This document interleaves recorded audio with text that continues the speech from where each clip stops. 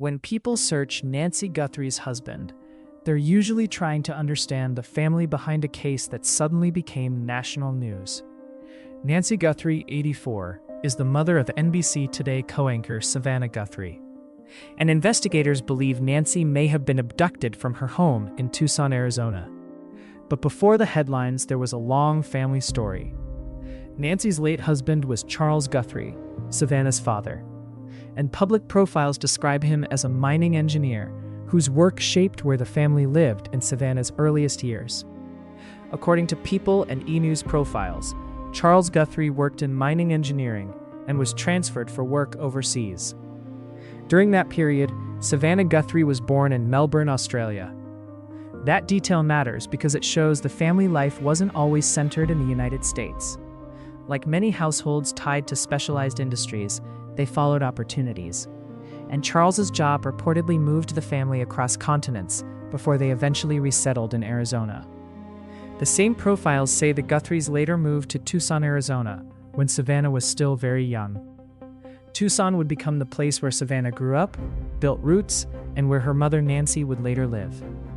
Public accounts of Charles Guthrie are limited, and that's important to say clearly. Most mainstream reporting focuses on a few verifiable facts: his profession, the family's early moves, and the tragedy that followed.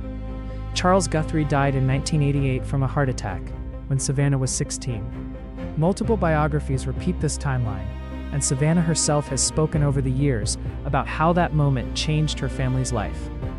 In a later interview referenced by People, Savannah described her father as deeply engaged with his children, someone who spent time with them and took them seriously.